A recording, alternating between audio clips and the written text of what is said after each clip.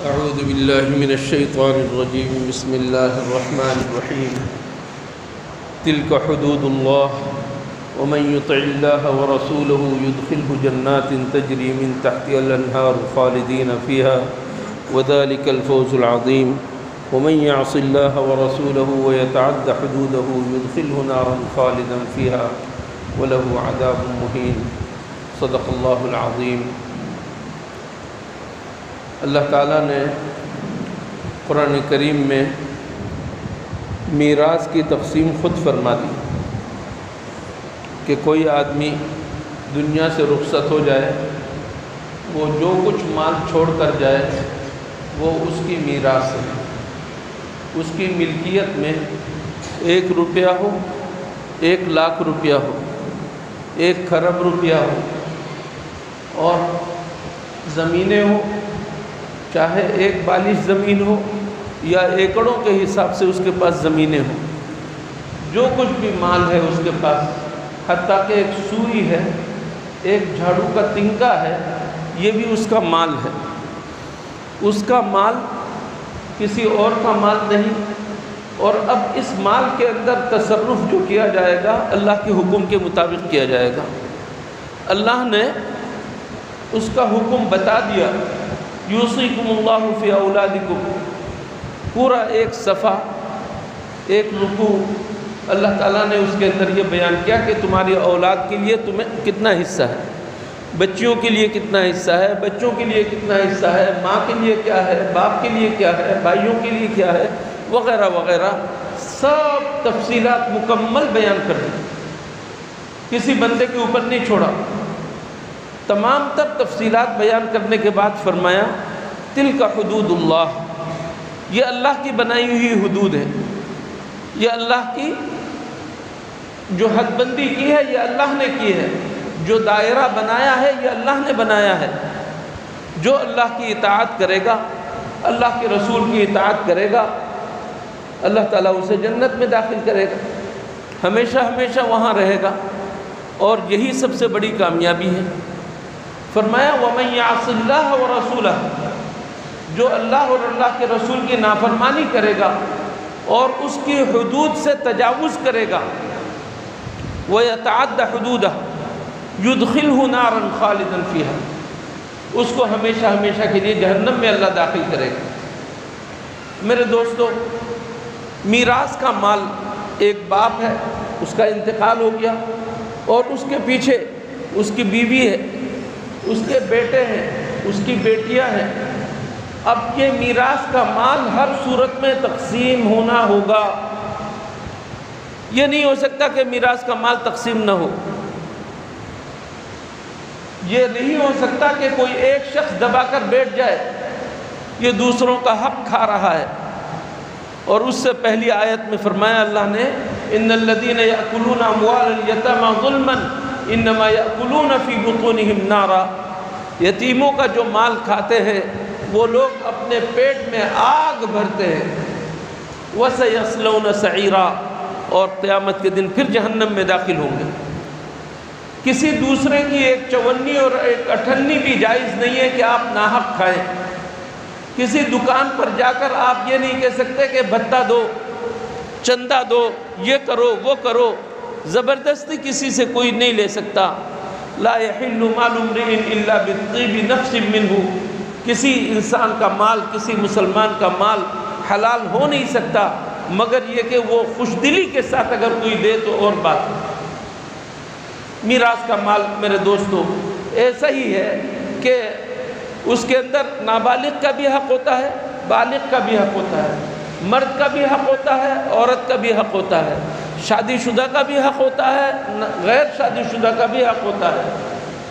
کوئی ایک بھائی یا کوئی جو طاقتور ہو وہ اگر اس کو دبا کر بیٹھ جاتا ہے اور باقی کو میراث نہیں دیتا، وہ جہنم کا ایندھن بن رہا ہے، وہ جہنم کا ایندھن بن رہا ہے، جہنم میں جائے گا، دوسروں کا حق کھا رہا ہے۔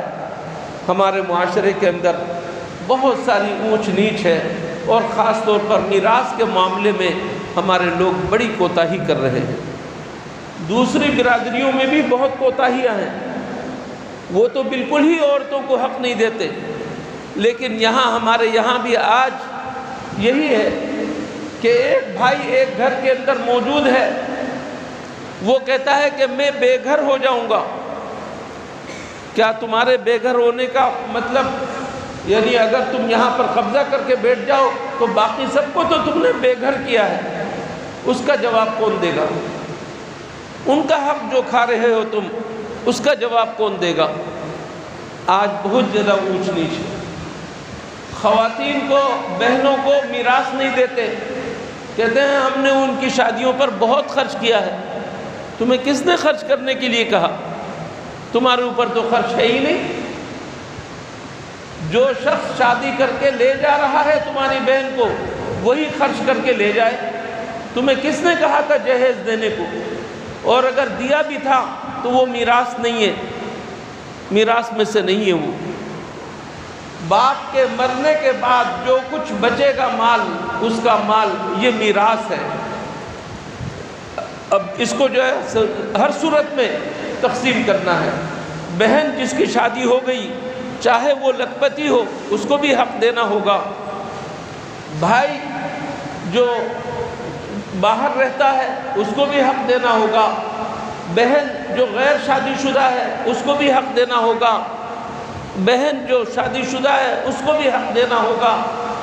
آج ہمارے معاشرے کے اندر جو طاقتور ہے وہ لے کر بیٹھ جاتا ہے اور کہہ دیتا ہے جاؤ مقدمہ لڑو۔ مقدمہ لڑنے کی ضرورت نہیں، اللہ تعالیٰ خود فیصلہ کر رہا ہے۔ اللہ نے فیصلہ کر دیا۔ یہ غلط فہمی ہے کہ تم چند دنوں تک اس کو لے کر بیٹھ جاؤ گے تو تم فائدہ اٹھا لو گے، نہیں۔ جو شخص کسی دوسرے کی زمین، ایک بالش زمین ہتھیا لے، قیامت کے دن اس ایک بالش زمین کو 7 طبقے زمین کو توق بنا کر اس کے گلے میں پہنایا جائے گا۔ برداشت کر لو گے؟ ایک درہم کے چھٹے حصے کے لیے، ایک درہم کے چھٹے حصے کے لیے، سمجھ لیجئے 1 روپے کے لیے، 5 روپے کے لیے تمہاری 500 مقبول نمازیں اللہ تعالیٰ لے لیں گے۔ کیا کرو گے قیامت کے دن؟ اللہ سے لڑو گے؟ اللہ سے لڑو گے؟ میرے دوستو، اللہ سے ڈرو، اللہ سے ڈرو۔ جو تم جمع کر رہے ہو اور میراث تقسیم نہیں کر رہے ہو، میراث میں حق نہیں دے رہے ہو، کہتے ہیں کہ بھائی نے معاف کر دیا، بہن نے معاف کر دیا۔ زبانی معاف کرنے سے معاف کچھ نہیں ہوتا۔ پہلے تقسیم کر کے ان کے ہاتھوں میں دے دو، اس کے بعد پھر معاف کرتے ہیں یا نہیں یہ دیکھ لو۔ یہ ہے طریقہ۔ یہ نہیں کہ پہلے سے کہہ دو کہ بہن تم مجھے معاف کر دو، بھائی تم مجھے معاف کر دو۔ اس طرح معاف کرنے سے معاف نہیں ہوتا۔ زبانی دباؤ میں آ کر معاف کرنے سے کوئی معاف نہیں ہوتا۔ آپ کہتے ہیں کہ وہ تو کہہ رہا ہے یا وہ کہہ رہی ہے کہ میں خوش دلی سے دے رہی ہوں۔ یہ خوش دلی نہیں ہے، تم اس کے ہاتھ میں پہلے دے تو دو، اس کا حق اس کو مکمل دے دو اور کہہ دو یہ تمہارے اختیار میں ہے۔